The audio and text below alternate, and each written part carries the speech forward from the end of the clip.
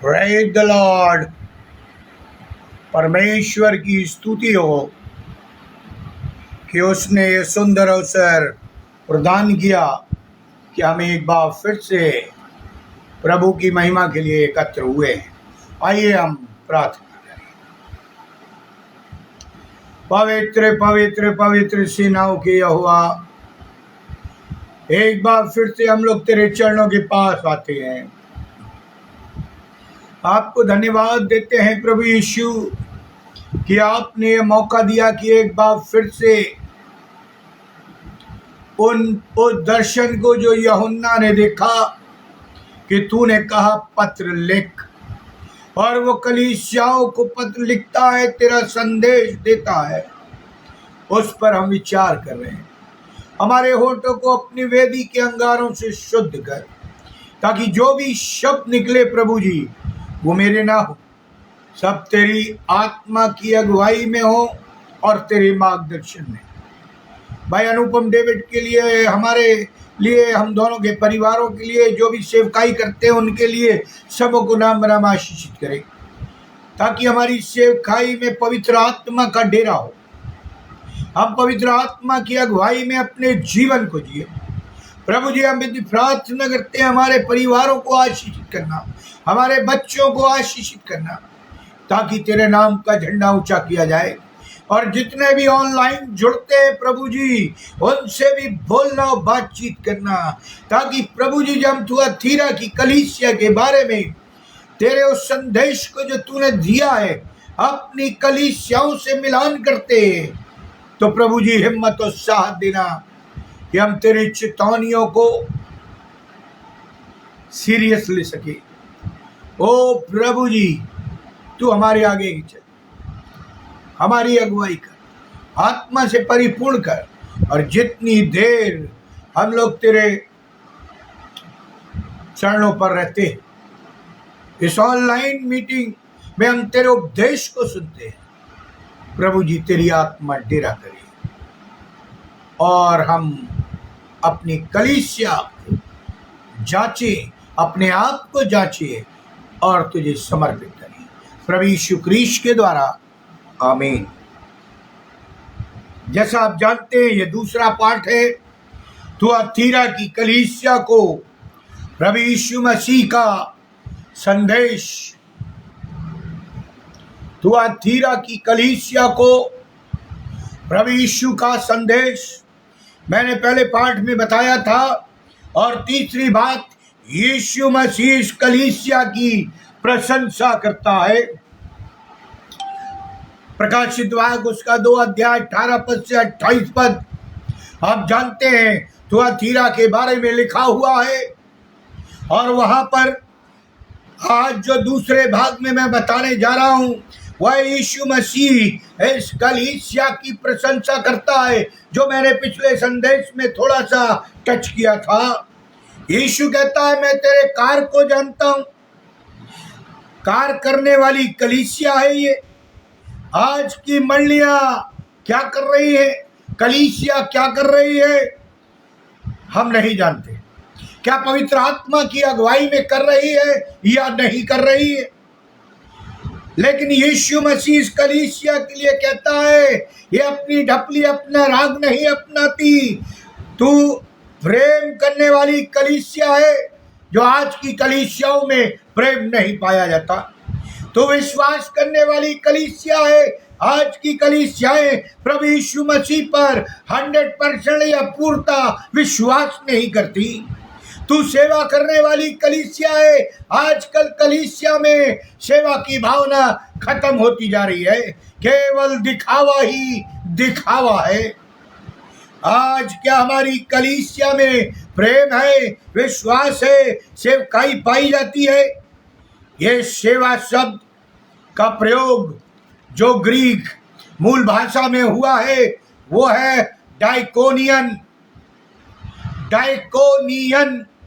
जिसका अर्थ होता है प्रचार की सेवा या सुसमाचार की सेवा।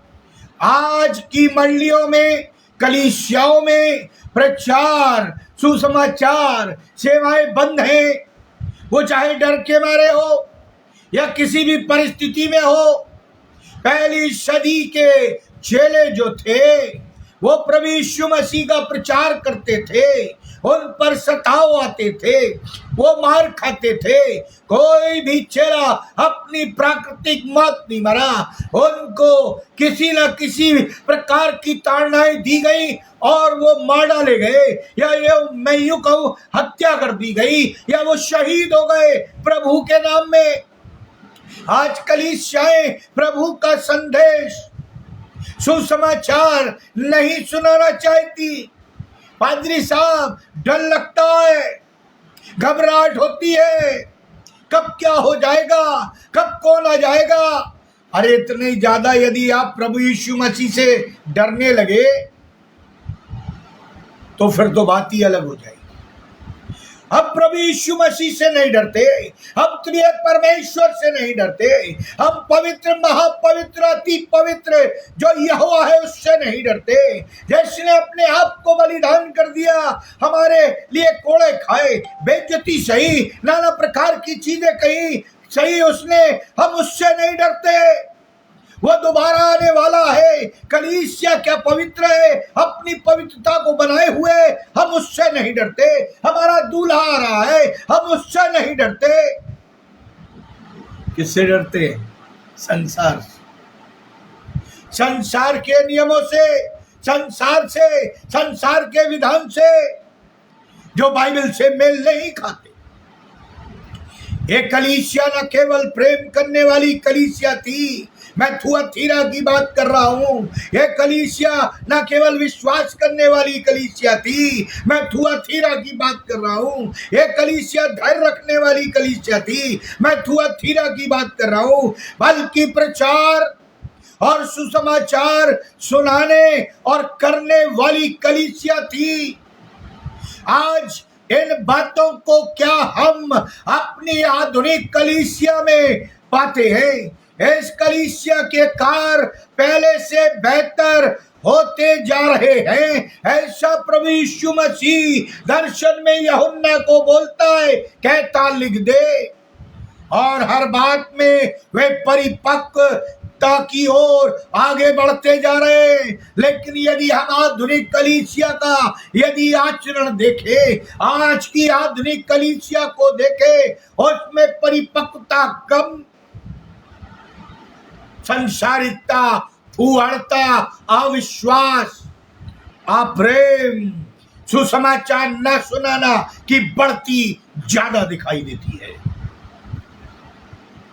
अच्छे कार्य करने का अर्थ ये नहीं है कि कुछ गलत बातें भी हम जीवन में अपनाए रखें। मैंने पिछली बार कहा था, या छिपाए रखें। यदि हम में कुछ अच्छाइयां हैं और कुछ बुराइयां हैं, या जीवन में बुराइयां बनी रहती हैं और हम मसीह हैं, और हम सोचें परमेश्वर उनकी अनदेखी कर देगा, परमेश्वर उसका लेखा जोखा नहीं लेगा, हमें उन बातों के लिए दंडित नहीं करेगा, तो हमारा ऐसा सोचना गलत। ऐसा सोचना हमारा और आपका गलत गलत बताता हूं मैं। अक्सर इस संसार में रहते हुए हमारी मानसिकता ऐसी हो गई, हम ऐसा सोचने लगे हैं, हमारी मानसिकता ऐसी हो गई है या हो जाती है कि हम यीशु मसीह की आराधना कर रहे हैं, हम प्रार्थना कर रहे हैं, हम बाइबल पढ़ रहे हैं, हम सेवा कर रहे हैं, यीशु नाम से बहुत से भले काम कर रहे हैं, तो साथ में कुछ गलत बातें भी चल जाएंगी। ये शैतानिक संसारिक सोच है, आत्मिक नहीं।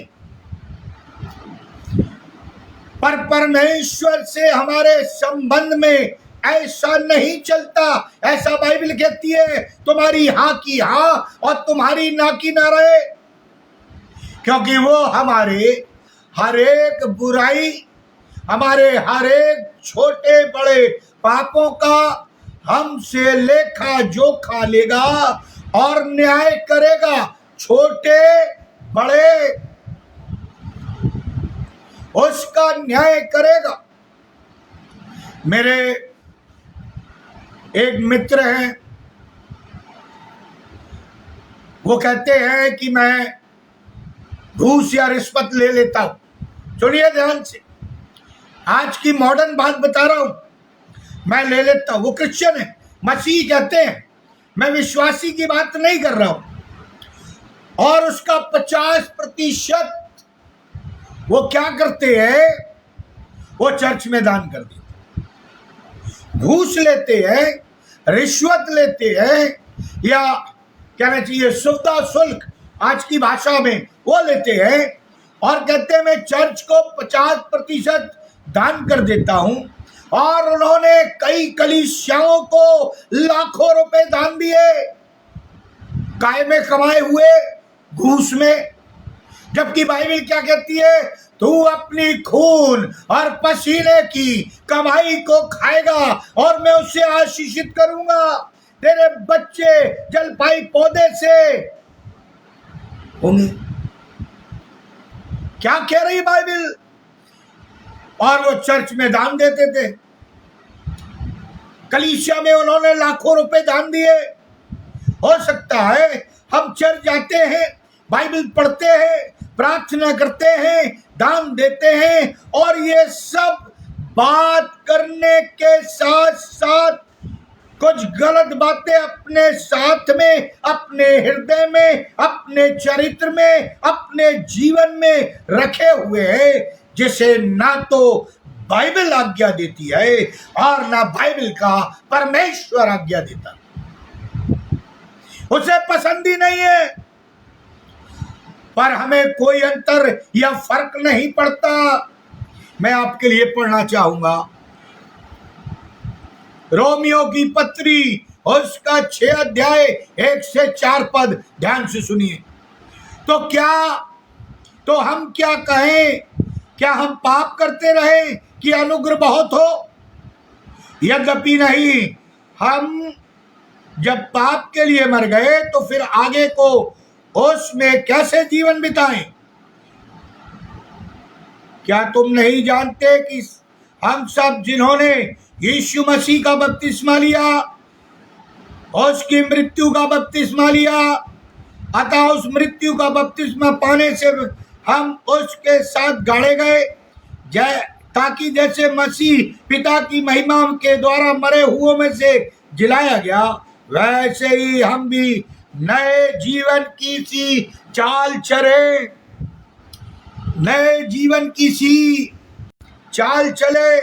ये मैं नहीं कह रहा हूं, ये बाइबल कह रही है, ये पौलुस लिख रहा है। और यदि हम ऐसा नहीं करते तो हम दंड के अधिकारी हैं। प्रियो, हम एक हाथ में प्रभु यीशु मसीह और एक हाथ में संसार या संसाधन या संसारिक चीजें लेके नहीं चल सकते। चौथी बात जो इस संदेश की है, कहना है यीशु मसीह कलीसिया को चेतावनी देता। जब हम कभी गलतियां करते हैं, हमारे बच्चे गलतियां करते हैं, तो हमें चेतावनी मिलती है।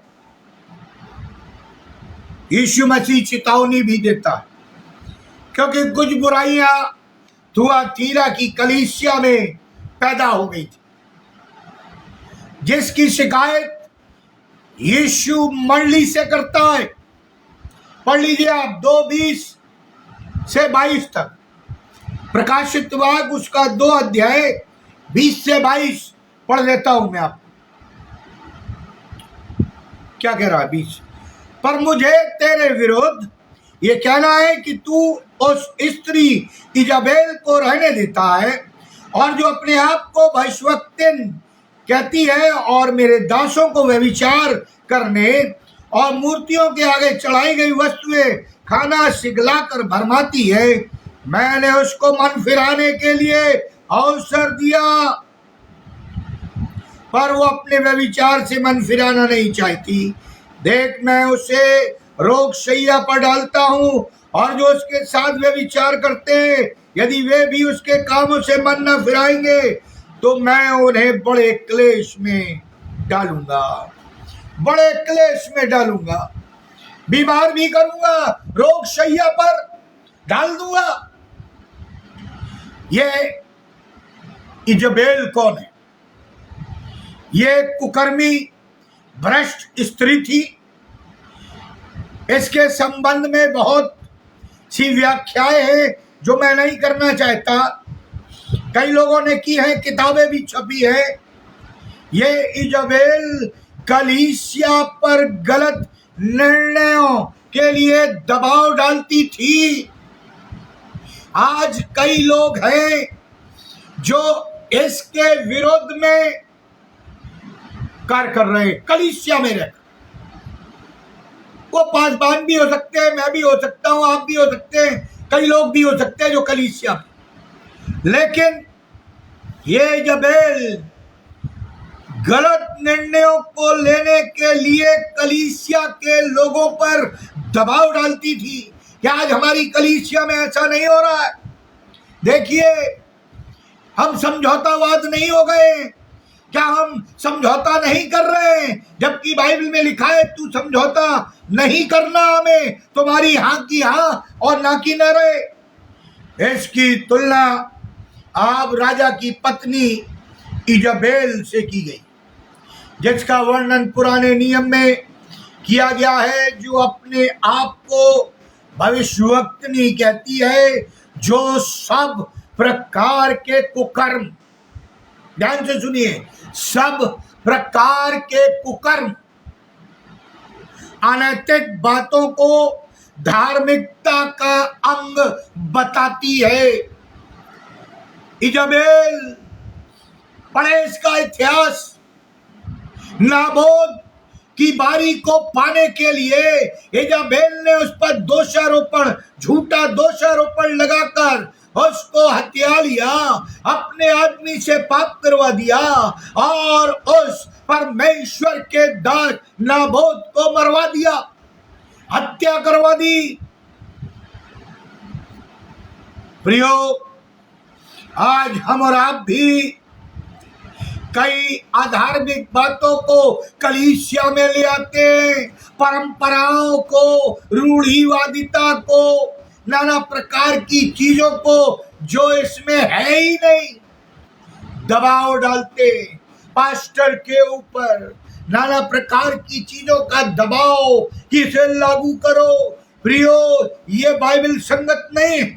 प्रमुख टीकाकार विलियम बार्कले अपने शोध और तत्कालीन इतिहास के आधार पर और जो दस्तावेज उनके पास है उनके आधार पर कहता है कि उन दिनों में जो थुआतीरा के बिशप थे, संभवतः उनकी पत्नी का नाम इजबेल था और वो चर्च या थुआतीरा की कलीसिया पर अनैतिकता, कुकर्म, अधार्मिकता के नियमों का दबाव बनाती थी। यीशु कहता है तो इस स्त्री को तो अपने बीच में रहने देता है, इस पाप को अपने बीच में रहने देता है।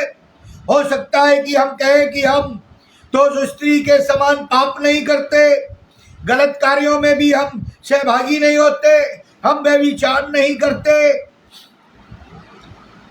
परंतु विशेष बात जो मैं बताने जा रहा हूं, आज के मसीहों का पाप वो है उदासीनता का पाप।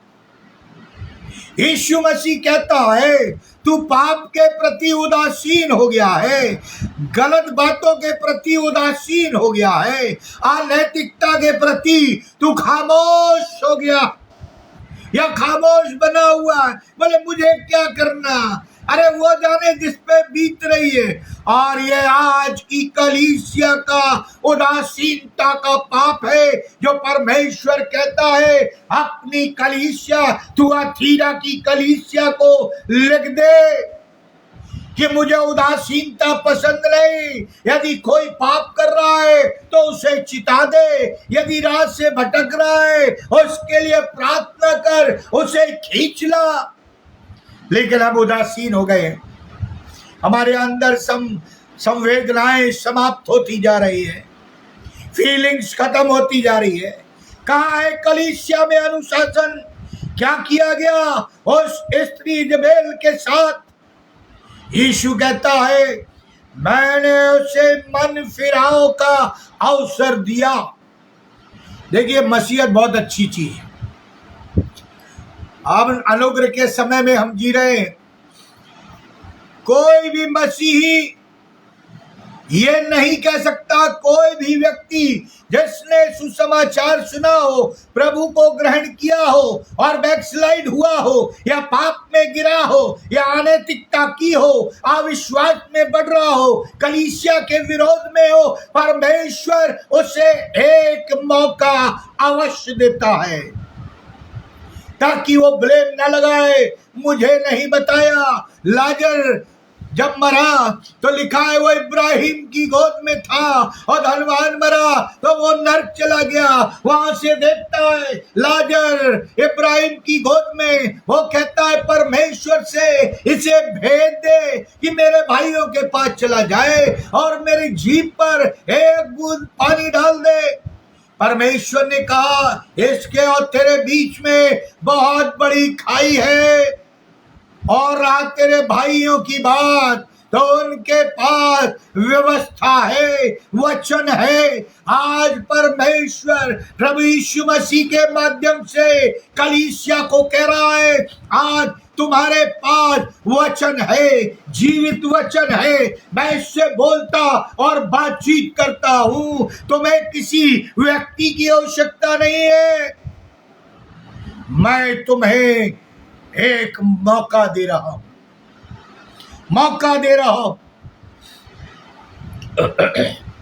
प्रियो, वो अवसर देने वाला परमेश्वर है, मन फिराव का अवसर देता है, परंतु उसने मन नहीं फिराया इजाबेल ने, और ये अनदेखा करने का पाप किया। एक है उदासीनता का पाप, एक है अनदेखा करने का पाप। हम देखते हुए भी कि व्यक्ति पाप कर रहा है, हम उसे चिता दें। आज की आधुनिक कलीसियाओं के मसीह भी यही पाप कर रहे हैं। आज के आधुनिक पाप ये है, गिन लीजिए, अनदेखा करने का पाप, टालने का पाप, उदासीनता का पाप, तटस्थता का पाप। इसलिए याकूब की पत्री उसका 4 अध्याय और उसके 17वें पद में लिखा हुआ है, इसलिए जो कोई भलाई करना जानता है और नहीं करता उसके लिए पाप है। अब हम कलीसिया के मेंबरान हैं, कलीसिया के सदस्य हैं, हमने क्या भलाई की है अपनी कलीसिया के लिए? जो छोटे लोग आते हैं, जो प्रभु में नए नए जुड़ते हैं, जो प्रभु से लगाव रखते हैं, प्रेम रखते हैं, हमारी कलीसिया ने क्या किया उनके साथ? लिखा है जो तुमने छोटे से छोटों के साथ किया वो मेरे साथ किया।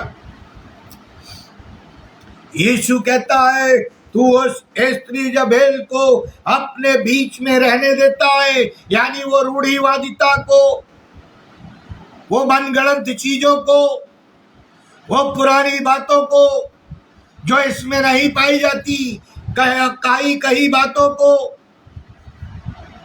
प्रियो, कलीसिया को वो कहता है तुम्हें उसके विरुद्ध आवाज उठाना है जो इसके संगत नहीं है, लेकिन तुमने आवाज नहीं उठाई। उसके खिलाफ अनुशासनात्मक कार्रवाई करनी है जो तुमने नहीं की। जो अपने आप को कलीसिया का अंग बताती है मगर उसके कार्य शैतानी है, शैतान के जैसे है, तुम उन्हें अपने बीच में बैठाए हुए हो। हमारे जीवन में कुछ ऐसे पाप हैं जिनके प्रति हम उदासीन बने हुए हैं। हम कहते हैं हम तो मनुष्य हैं, हम तो कमजोर हैं, इसलिए कुछ ना कुछ पाप बने रहते हैं, उससे कोई अंतर नहीं पड़ता, उससे कोई अंतर नहीं पड़ता। हमारी आपकी कलीसिया में कुछ ऐसे मुद्दे जिनके खिलाफ कोई निर्देश नहीं है, सुनिए ध्यान से, जिनके खिलाफ कोई नियम नहीं है, जिनके खिलाफ कोई अनुशासनात्मक कार्रवाई नहीं की जाती या करते हैं, यदि ऐसा है तो मसीह कहता है मुझे तेरे विरुद्ध ये कहना है कि तू उस स्त्री इजाबेल को अपने बीच में रहने देता है जो पाप कहलाता है। इजाबेल के बारे में मैंने अध्ययन किया। इस्राएल के इतिहास में यदि आप पढ़ें, यहोवा की आराधना से पूरी जाति का हृदय मोड़ने वाली स्त्री थी ये। सुनिए ध्यान से, वो इस्राएल के राजा आहाब की विदेशी रानी थी। इसी स्त्री ने बाल देवता की आराधना को आरंभ करवाया था, बाल के मंदिर बनवाए थे। वो अपने साथ अपने देश के सैकड़ों बाल देवताओं के पुजारी एवं पुजारी ने लाई थी। जब उसका विवाह आहाब राजा से हुआ था, जो इस्राएल का राजा था, जिसको यहोवा ने राजा नियुक्त किया था, लेकिन इसने ये शादी यहोवा की आराधना को अब वो समाप्त करने पर तुली हुई थी। बिल्कुल समाप्त करने के लिए उसने यहोवा के याजकों का वध करवाया था। पढ़ लीजिए बाइबल। आज हम और आप भी कई प्रभु के अभिषिक्त लोगों पर दोषारोपण करवाते, पिटवाते, जेल खानों में डलवाते, यहां तक कि मरवा भी देते। इसी समय एलिया भविष्यवक्ता को भी उससे बचकर भागना पड़ा था। ये वो एलिया है जो अग्निमय रथों में उठा लिया गया। ये वो एलिया है जो परमेश्वर के साथ साथ चलता था, परमेश्वर इससे प्रसन्न था। ये वो एलिया है जो परमेश्वर का स्पोकमैन है, भविष्यवक्ता है। जाकर आपको और उसकी रानी को बोल देता है, तेरे राज्य में 3.5 वर्ष तक पानी नहीं गिरेगा। और क्या कर पाता प्रियो, और वो कीरत नाले में जाकर छिप जाता। इजाबेल बहुत ही स्वार्थी लेडी थी, क्रूर स्त्री थी और जिद्दी औरत थी, स्टबन जिद्दी औरत। इसलिए यीशु मसीह कहता है ऐसे लोगों को अपने बीच से निकाल दो। परमेश्वर के वचन के आगे जिद नहीं चलती, क्रूरता नहीं चलती, स्वार्थ नहीं चलता। पहली सदी के मसीही जो भी उनके पास था वो सब साझे का था, वो एक साथ साझे का था। मिल बांट कर वो अपनी चीजों का इस्तेमाल करते थे, मेरा तेरा तेरा मेरा नहीं करते थे। क्रूर, दुष्ट ये स्त्री थी। आज हमारी कलीसिया में क्रूरता पाई जाती। हम दूसरे डिनोमिनेशन के लोगों को, दूसरे चर्च के लोगों को बड़ी गिरी हुई नजरों से देखते। हम अपने आप को पवित्र ठहराने के लिए उनकी बुराइयां करते, हमें अपने आप को धर्मी ठहराने के लिए उनमें मीन मेट निकालते हैं। क्या परमेश्वर ने ऐसा कहा है? प्रियो, बाइबल कहती है निकाल दे ऐसे लोग जो विभिन्न पंथों पर चलते हैं। कल्ट्स, मैं कल्ट्स की बात कर रहा हूं। कई कल्ट्स पाए जाते हैं। अगले उसमें बताऊंगा, एक दो बता देता हूं। 7 days is the cults, only for God is the cults, only Holy Spirit is the cults। और जो मिथ्या और कहानियों पर आधारित बातों को मानते हैं, मिथ्या यानी मनगढ़ंत, और कहानियों पर मानते हैं, और उनके समयों में भी, उनकी समाजों में भी वे इसे कठोरता का पालन कराते, बड़े अनुशासन वे में पालन कराते हैं। तुम्हें ये करना पड़ेगा, करना पड़ेगा। बड़े कॉन्फ्लिक्ट है। चलिए एक प्रश्न छोड़ देता हूं आपके डिबेट के लिए। प्रभु भोज कैसे लेना चाहिए? कई लोग चैलिस में लेते हैं, कई लोग कप्स में लेते हैं। बाइबल क्या कहती है? बपतिस्मा के बारे में बाइबल क्या कहती है? छिड़काव का लेना चाहिए या डूब का लेना चाहिए? मैं ये इसलिए आपको बता रहा हूं क्योंकि लैक ऑफ नॉलेज आपको डुबा देगी। आप बाइबल को पढ़िए। कई लोग बाइबल को स्वार्थ के रूप में पढ़ते हैं कि हमारा स्वार्थ निकल आए और हम धर्मी बने रहे, परंतु हमारी कलीसिया और हमारी समाज क्या कर रही है? हमने जिन्होंने सच्चे जीवित परमेश्वर को जाना है, यीशु ने अपना लहू बहाकर हमको और आपको खरीदा है। हमारी मंडली की पवित्रता की जिम्मेदारी हमारे और आपके सामने है।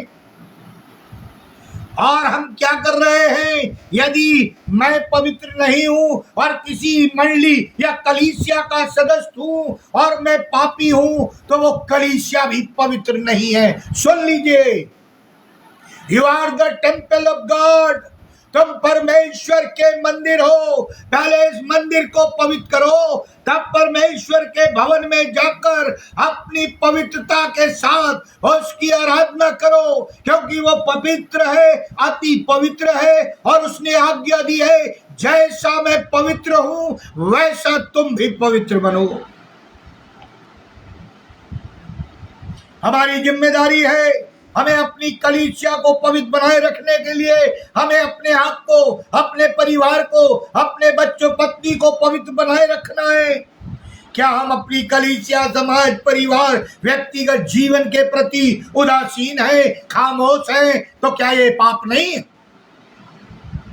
कलीसिया, व्यक्तिगत जीवन, परिवार में अनुशासन की बात होती है। मसीही अनुशासन में यह बात नहीं है। मसीही अनुशासन कि यदि किसी ने पाप या गलत किया तो उसे मन फिराने का अवसर न मिले या न दिया जाए। प्रभु यीशु मसीह भी जितनी कलीसिया, इफिसस, परगमन, थुआतीरा, इनके बारे में जो मैंने बताया, प्रभु यीशु मसीह भी उन्हें एक मौका दे रहा है, लेकिन हमारी कलीसियाएं हमारे लोगों को मौका नहीं देना चाहती।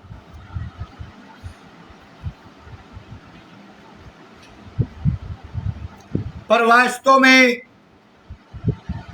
मसीह अनुशासन में मौका देने की बात।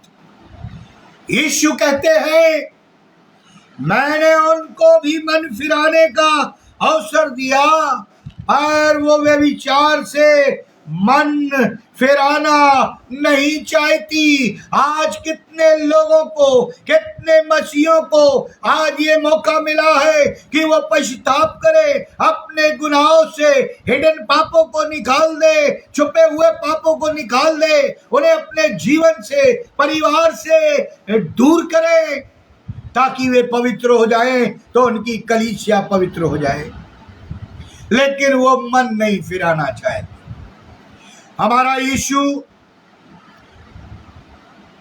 जो प्रेम करने वाला है, जो अनुग्रह करने वाला है, जो क्षमा करने वाला है, जो आंसू बहाने वाला है, जो अपना लहू बहाने वाला है, जो पापियों के लिए जान देने वाला है।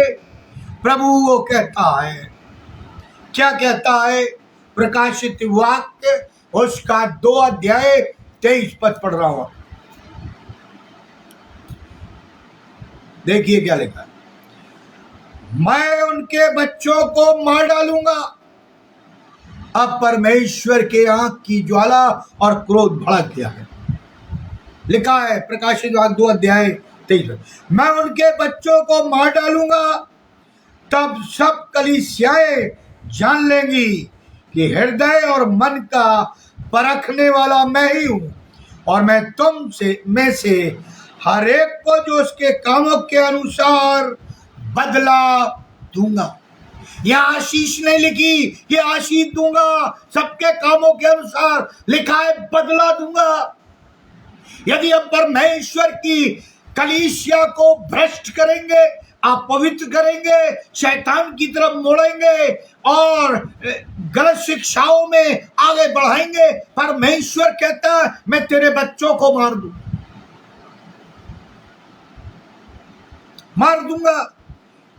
मैं हृदय और मनों का परखने वाला परमेश्वर हूं। ये बहुत ही कठोर शब्द है परमेश्वर, ये मेरा नहीं, ये कठोर शब्द है प्रभु यीशु मसीह के। अक्सर ऐसा होता है, हमें लगने लगता है कि मसीही जीवन और विश्वास और जीवन बड़ी आसान बात है। ऐसा कलीसिया वाले सोचते कि मसीह जीवन जीना, मसीह विश्वास में स्थिर रहना बहुत ही आसान बात है, इसमें कोई गंभीरता नहीं है। यह तो अनुग्रहकारी परमेश्वर है, क्षमा करने वाला ईश्वर है, परंतु हम और आप ये भूल जाते हैं कि ये वो परमेश्वर है जिसकी एक सीमा रेखा है, जो शासित करने वाला अनुशासन प्रिय व्यक्ति है, या परमेश्वर है जो न्याय और दंड देने वाला परमेश्वर, जलन रखने वाला परमेश्वर है। ये हम भूल जाते हैं। हमें अनुग्रह याद रहता है, हमें पाप या अनुग्रह और क्षमा याद रहती है जब हम पाप करते हैं, लेकिन हम न्याय और दंड भूल जाते हैं। मैं एक किताब पढ़ रहा था, उसमें ऐसा लिखा हुआ था, ये परमेश्वर प्रेम करने वाला परमेश्वर है, परंतु ये परमेश्वर क्रोध करने वाला भी परमेश्वर है। ये परमेश्वर धैर्य करने वाला परमेश्वर है, परंतु ये परमेश्वर नाश करने वाला परमेश्वर है। ये परमेश्वर स्वर्ग के राज का वारिस बनाने वाला परमेश्वर है, और ये परमेश्वर आग और गंधक से दंडित करने वाला परमेश्वर। ये परमेश्वर अनुग्रह करने वाला परमेश्वर है, परंतु ये परमेश्वर जलन रखने वाला भी परमेश्वर। प्रियो, पढ़ देता हूं, आपको शायद विश्वास ना हो। कई लोग फोन करते हैं, पादरी साहब निकाल लीजिए व्यवस्था विवरण, उसका 32 अध्याय और उसका 22 पद पढ़ देता हूं जल्दी से। लिखा है 22 पद, क्योंकि मेरे कोप की आग भड़क उठी है, जो पाताल की तह तक जलती जाएगी, और पृथ्वी उसकी उपज समेत भस्म हो जाएगी, और पहाड़ों की नींव में भी आग लगा देगी। पहाड़ों की नींव में भी ऐसा जलन रखने वाला परमेश्वर है। प्रियो, एक जगह से और पढ़ देता हूं, गिनती की पुस्तक, गिनती उसका 11 अध्याय और 1 पद। देखिए क्या लिखा है, फिर वे लोग बुड़बुड़ाने और यहोवा के सुनते बुरा कहने लगे। अतः यहोवा ने सुना और उसका कोप भड़क उठा और यहोवा की आग उसके मध्य में जल उठी और छावनी के एक किनारे से भस्म करने लगी, यानी छावनी के किनारे से वो लोगों को भस्म करती, वस्तुओं को भस्म करती, जो भी उसके बीच में आ रहा उसको भस्म करती हुई जा रही थी। कई बार हम भी परमेश्वर पर, त्रिएक ईश्वर पर कुड़कुड़ाते हैं, बुड़बुड़ाते हैं, शिकायत करने लगते हैं, नकारात्मक मानसिकता हो गई है। लिखा है यहोवा की आग उनके मध्य में जल उठी और छावनी को एक किनारे से भस्म करने लगी। ये वो परमेश्वर है जो इस्राएलियों को बंधुआई से निकालना भी जानता है और उनकी छावनी को भस्म करना भी जानता है। ये वो परमेश्वर है जो हमें आराधना कल के दिन करने भी देगा और नहीं भी करने देगा। लिखा है निर्गमन की पुस्तक उसका 22 अध्याय और उसके 24वें पद में, का मेरे क्रोध भड़केगा और मैं तुमको तलवार से मरवाऊंगा और तुम्हारी पत्नियां विधवा और तुम्हारे बालक अनाथ हो जाएंगे, अनाथ हो जाएंगे। पढ़ लेना अब यिर्मयाह की पुस्तक उसका 21 अध्याय 5 से 8 पद और भजन संहिता 7:11 मैं आपके लिए पढ़ देना चाहता हूं। भजन संहिता 7:11। परमेश्वर धर्मी और न्यायी है, वरन ऐसा ईश्वर है जो प्रतिदिन क्रोध करता है। प्रियो, परमेश्वर के प्रेम को तो जानते हैं, थोड़ा उसके नेचर को समझने की कोशिश करें। वो न्यायी परमेश्वर। लिखा है गलतियों की पत्री 6 अध्याय 7 पद में, धोखा ना खाओ, परमेश्वर ठट्ठों में नहीं उड़ाया जाता, क्योंकि जो कुछ मनुष्य बोता है वही काटेगा। आज कलीसियाओं में परमेश्वर का मजाक बना हुआ है। आज कलीसियाओं में लोग परमेश्वर का ठट्ठा कर रहे हैं। कलीसियाओं में आत्मिकता नहीं दिखाई देती, पवित्र आत्मा का काम नहीं दिखाई देता, फूहड़ापन दिखाई देता है, नाना प्रकार की अनैतिकता दिखाई देती है, नाना प्रकार के लड़ाई झगड़े दिखाई देते हैं, नाना प्रकार के संसारिक पाप दिखाई देते हैं। प्रियो, 20 लाख इस्राएली लगभग मिस्र की बंधुआई से निकले थे। 20 लाख अनुमानित मिस्र की बंधुआई से मूसा लेकर चला था। उन्होंने परमेश्वर के आश्चर्य कर्म देखे थे, जैसा हम और आप आज की आधुनिक कलीसिया प्रभु यीशु मसीह के नाम में आश्चर्य कर्म देख रही है। वैसे इस्राएलियों ने परमेश्वर के आश्चर्य कर्म देखे थे।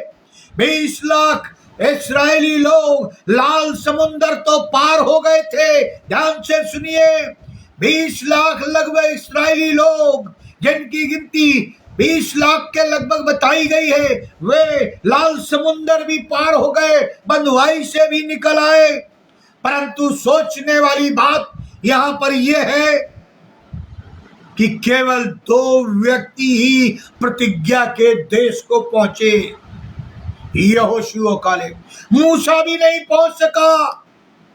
परमेश्वर ने मूसा को दर्शन दिया था, परमेश्वर ने मूसा से बातें की थी, परमेश्वर ने मूसा के द्वारा आश्चर्य कर्म किया था। सुन ले प्रचारक, पादरी या जो अपने आप को अपोस्तल कहते हैं या प्रभु के कार्य में लगे हैं, आप चाहे आश्चर्य कर्म कर ले, बड़े बड़े आश्चर्य कर्म कर ले, चाहे कितनी भी अच्छी प्रार्थना कर ले, चाहे कितनी देर तक बाइबल पढ़ ले, चाहे कितने भी उपवास रख ले,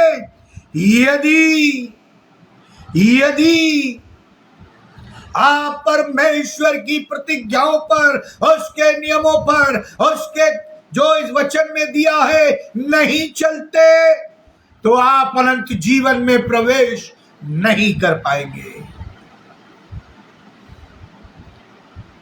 क्योंकि लिखा है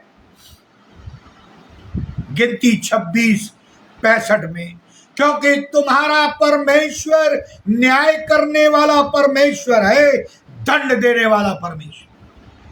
इसलिए हमें उसके भय में चलना चाहिए और अपने सारे संसारिक, आर्थिक, सामाजिक, कलीसियाई, व्यक्तिगत परमेश्वर के भय में निर्णय लेना चाहिए।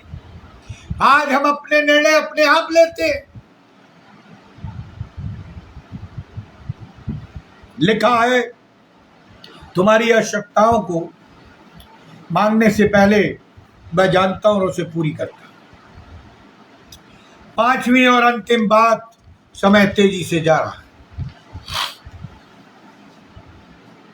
प्रभु यीशु मसीह हर एक पापी को, हर एक विश्वास करने वाले को, हर एक सुसमाचार सुने हुए लोगों को, हर एक कलीसिया के सदस्य को और लीडर को एक अवसर जरूर देता है। लिखा है मैंने उस इजबेल को मन फिराने का अवसर भी दिया, परंतु उसने व्यभिचार से मन नहीं फिराया, यानी पाप से मन नहीं फिराया। रेवलेशन 2:22 कहता है, प्रकाशित वाक्य, यदि वे भी उसके कामों से मन न फिराएंगे तो मैं उन्हें बड़े क्लेश में डालूंगा। ये परमेश्वर कह रहा है। आज यदि हम परमेश्वर के विरोध पक्ष में नहीं है तो निश्चय जानिए हम उसके विरोध में, हम शैतान के लोग हैं। यीशु मसीह प्रकाशित वाक्य 2 अध्याय 26 पद, 2 अध्याय 28 पद में 2 प्रतिज्ञाएं करता है। 2 प्रतिज्ञाएं वो इस कलीसिया को देता है। पहली प्रतिज्ञा जो दी है उसने, वो है 1 कुरिन्थियों उसका 6 अध्याय 2 पद। ये हमें और आपको भी दी है, हमारी कलीसिया को भी दी है। पढ़ता हूं, सुनिए।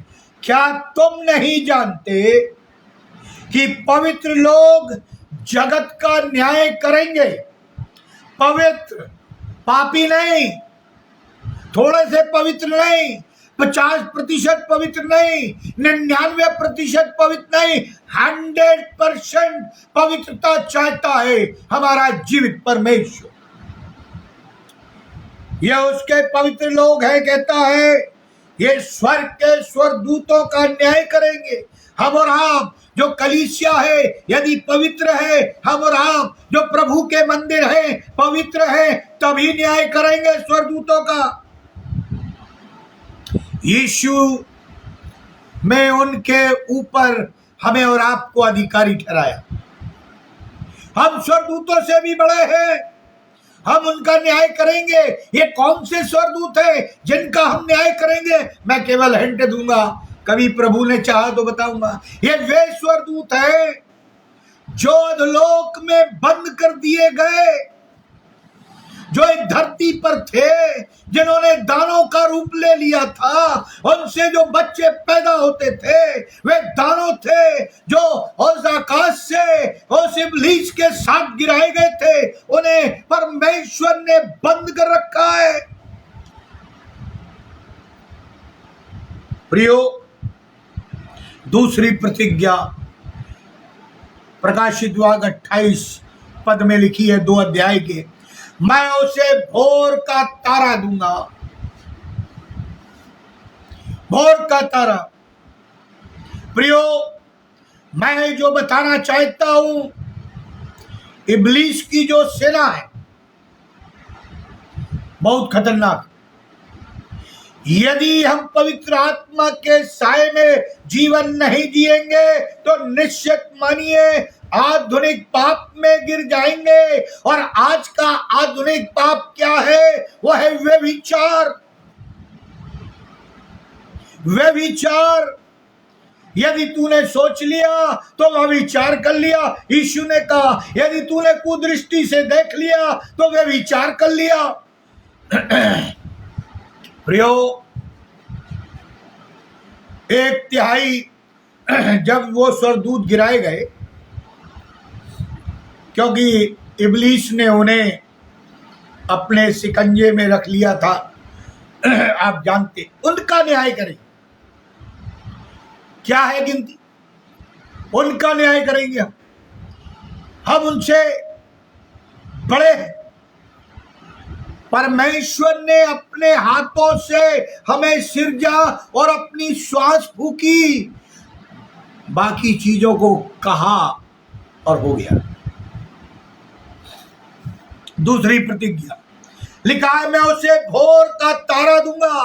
किसी वैज्ञानिक ने लिखा है यदि हम और आप तारों को गिने इन साधारण आंखों से तो 1029 तारे गिन सकते, ऐसा लगभग अनुमान है। उसके बाद विज्ञान ने तरक्की की और गैलीलियो की दूरबीन आई और उसने लगभग 4000 तारे दिखाई देने लगे। यानी हम दूरबीन से, खुली आंखों से 1029 और दूरबीन से 4000। आज की स्थिति में जो दूरबीनें हैं, उस आधुनिक दूरबीनों से हम गैलेक्सी में 10,000 तारे होते। एक गैलेक्सी में ऐसा अनुमान लगाया गया है कि 10,000 तारे होते, देख सकते। आज तक जो ज्ञात हुआ है कि ऐसी 10,000 से भी अधिक गैलेक्सियां अंतरिक्ष में पाई जाती हैं। परंतु सुबह होने से पहले अंधकार के अंतिम पड़ाव में जो सबसे चमकदार तारा होता है उसे भोर का तारा। मैं भोर का तारा, चमकता तारा हूं। यदि आप, यीशु ने कहा मैं भोर का चमकता हुआ तारा, ये भोर का तारा मैं तुझको दूंगा। यीशु मसीह खुद भोर का तारा है और कहता है मैं तुझको दूंगा। यीशु मसीह का प्रकाश भोर के तारे के समान है। करोड़ों लोगों में वो सबसे चमकदार है। जितने भी पैदा हुए या मर गए या पैदा होंगे, सब में चमकदार है। भोर का तारा जो हम अंतरिक्ष की बात करते हैं, वीनस, जब चमकता है तब इस बात का एहसास होता है कि सुबह होने वाली।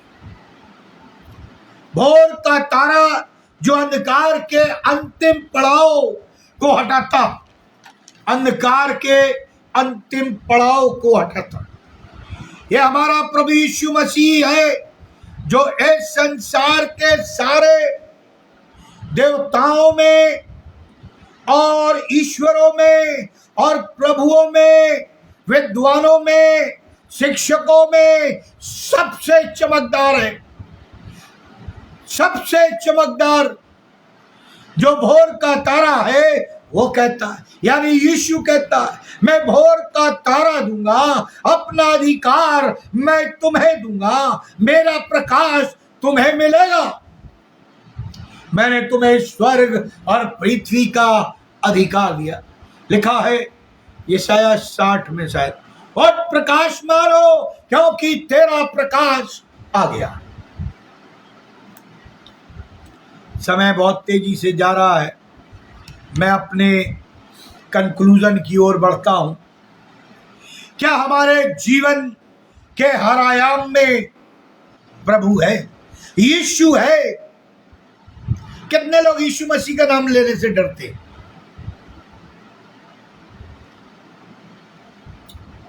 क्या हमारे कार्य, क्या हमारी इच्छाएं, क्या हमारे संबंधों, क्या हमारे निर्णयों, क्या हमारे चुनाव, क्या हमारे खालीपन, क्या हमारे स्रोत, क्या हमारे फुर्सत के क्षणों में हम प्रभु यीशु मसीह को अपने जीवन में पहला स्थान देते हैं या उसके नाम का झंडा लहराते और फहराते हैं।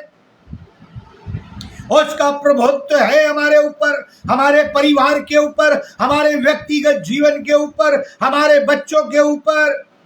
यीशु मसीह चाहता है कि वो हमारे जीवन का संपूर्ण प्रभु हो, और यदि नहीं है तो वो हमें आज एक मौका, एक अवसर फिर दे रहा है।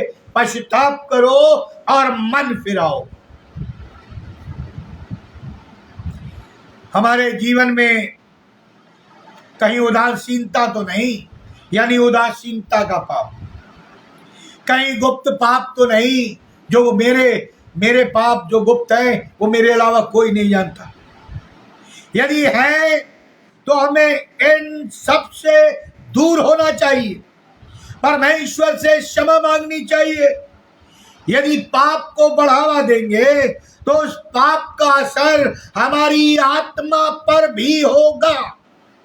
सुन लीजिए आप, यदि पाप को बढ़ावा देंगे तो उस पाप का असर हमारी आत्मा पर भी पड़ेगा।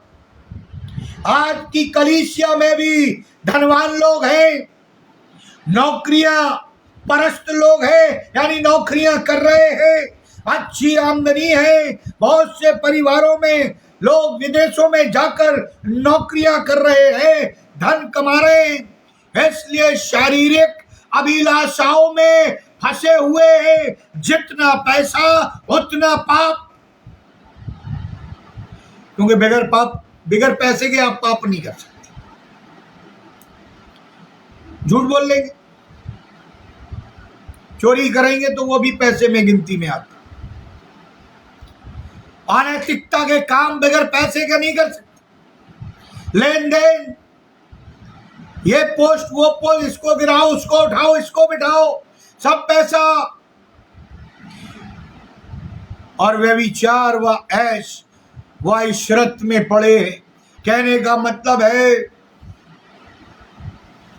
ऐसे लोगों को, ऐसी कलीसिया पर परमेश्वर का अभिशाप, क्रोध भड़क रहा है, शाप है।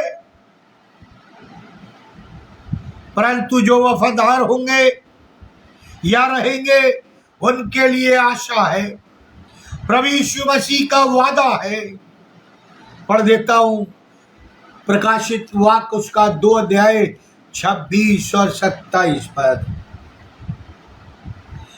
जो जय पाए और मेरे कामों के अनुसार अंत तक करता रहे, मैं उसे जाति जाति के लोगों पर अधिकार दूंगा, और वो लोहे का राजदंड लिए हुए उन पर राज करेगा। जिस प्रकार कुम्हार के मिट्टी के बर्तन चकनाचूर हो जाते हैं, मैंने भी ऐसा ही अधिकार अपने पिता से पाया है, और मैं उसे भोर का तारा दूंगा।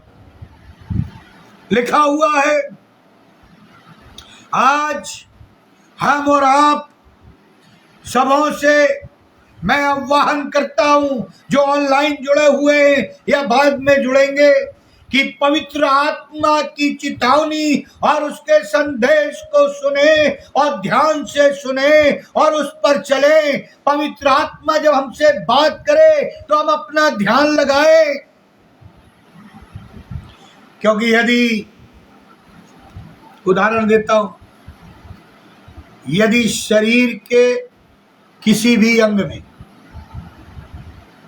अगर आपको जहर का इंजेक्शन लगा दिया जाए, थोड़ा सा अंश लगा दिया जाए, तो वो मान लीजिए मैंने अपनी उंगली में लगा लिया, तो मेरी उंगली अकेले बर्बाद नहीं करेगा।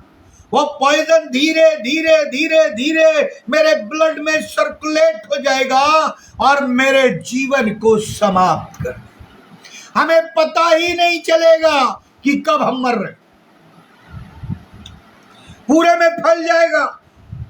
यदि कलीसिया में ऐसी बातें हैं, ऐसे पाप हैं, ऐसी कमियां हैं, ऐसी कमजोरियां हैं, तो उससे सारी कलीसिया और समाज प्रभावित होगी। और इन सब से बढ़कर यीशु मसीह की गवाही प्रभावित होगी, धूमिल होगी। लिखा है यहूदा इस्करियोती के लिए, काश वो पैदा ही ना हो, उसका जन्म ही ना होता। आज यदि प्रभु यीशु मसीह की गवाही हमारे और आपके जीवन से धूमिल हो रही है, तो आप समझ लीजिए हम प्रभु के नहीं, शैतान का कार्य कर रहे हैं। और अंत में जल्दी से समाप्त करूंगा, क्योंकि समय समाप्त हो गया है। यीशु द्वारा हम बचाए गए। वो चाहता है कि भोर के तारे के समान हम और आप चमके, और उसके अधिकार को ले जो उसने हमें दिया है, स्वर्ग और पृथ्वी का। हमारे जीवन में प्रभु यीशु मसीह की शोभा दिखाई दे। ना सिर्फ वो हमारा प्रभु है, ना सिर्फ वो हमारा अधिकारी है, ना सिर्फ वो हमसे प्रेम करने वाला परमेश्वर है, ना सिर्फ वो हमें चेतावनी देने वाला ईश्वर है, परंतु वो हमें अवसर देने वाला भी परमेश्वर है। और यदि इसके बाद भी हम ना चेते, हमने मन ना फिराया, हमने पश्चाताप ना किया, तो उसके क्रोध का सामना हमें और आपको करना पड़ेगा। इसलिए हम अपने अपने जीवनों को देख ले, जांच ले, कलीसिया की कमजोरी को देखें, क्योंकि कलीसिया विश्वासियों के समूह से मिलकर बनी है, मेरे और आपके प्रभु यीशु मसीह पर विश्वास करने से बनी है। हम अपनी भी कमजोरियों को देखें, कलीसिया की कमजोरियों को देखें, यीशु के वचनों को देखते हुए और उसके वचनों के अनुसार अपने जीवनों को बनाए और उसके वचन पर चलाए, ताकि हम संसार में उसके भोर के तारे के समान चमक सके। प्रियो, आज ये उत्तरदायित्व हमें और आपको मिला है कि हम भोर के तारे की तरह चमके। और यदि हम नहीं चमकते तो प्रियो, इसका एक ही मतलब है, हमने मन नहीं फिराया, हमने पश्चाताप नहीं किया, हम प्रभु से अलग, या हम यूं कह दे, हम प्रभु के नहीं हैं, हम शैतान के हैं। इसलिए प्रियो, लिखा है याकूब की पत्री उसका 4 अध्याय 7 पद में, परमेश्वर के अधीन हो जाओ और शैतान का सामना करो, तो वो तुम्हारे पास से भाग निकलेगा। पहले हमें प्रभु के अधीन होना है, उसके बाद शैतान का सामना करना है। यदि हम शैतान का सामना करने चले गए तो हमसे पूछेगा, मैं यीशु को जानता हूं, मैं पौलुस और सिलास को जानता हूं, तू कौन है? तू कौन है? पहले परमेश्वर के अधीन हो जाओ और शैतान का सामना करो, तो वो तुम्हारे पास से भाग निकलेगा। प्रियो, हमें उसके अधीन होना है। यदि हम चाहते हैं अनंत जीवन में प्रवेश करें, यदि हम चाहते हैं कि परमेश्वर की आत्मा हमारे बीच में, हमारे ऊपर, हमारे परिवार में, हमारी कलीसिया में डेरा करे, तो हमें उसके अधीन होना है, नम्र और दीन होना है, अपने आप को झुका देना है, ताकि पवित्र आत्मा अपना काम करे। परमेश्वर इस वचन पर आशीष दे। अगला संदेश मेरा होगा सरदीस की कलीसिया। सरदीस की कलीसिया। आइए हम प्रार्थना करें। अनुग्रहकारी दयालु पिता परमेश्वर, हम आपको धन्यवाद देते हैं कि आपने ये मौका दिया कि हम थुआतीरा की कलीसिया के उस पत्र के बारे में विचार विमर्श करें, जो तेरी आत्मा की अगुवाई में प्रभु जी प्रचारित किया गया। हम इस योग तो नहीं है, हम तो पापी हैं, गुनहगार हैं, मनुष्य हैं, लेकिन हम तेरे प्रेम को जानते हैं, तेरी क्षमा को जानते हैं, तेरे न्याय को भूल जाते हैं। तेरे क्रोध को भूल जाते हैं। प्रभु हमें क्षमा कर, तूने मौका दिया है, हमें क्षमा कर। जो भी सुन रहे हैं, जो भी कलीसिया के सदस्य जहां कहीं भी संसार में, उन्हें क्षमा कर प्रभु, और अपने अधीनता में ले, ताकि हम शैतान का सामना करें और वो भाग निकले, हम उस पर विजयी हो जाएं। प्रभु हमारी कलीसिया में विजिट कर प्रभु, अपनी आत्मा भेज, हमें दान और वरदानों से विभूषित कर, ताकि हम संसारिक दान और वरदानों के लिए नहीं, बल्कि आत्मिक दान और वरदानों के पीछे भागे।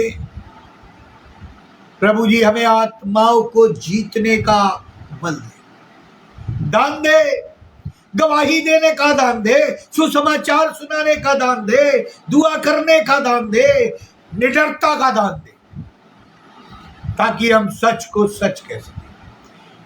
हमारे परिवार को, हमारे भाई डेविड के परिवार को, और जितने भी ऑनलाइन सबों को और उनके परिवार को आशीषित कर, ताकि जब तू आए तो हम बादलों पर एक साथ उठाए जाए।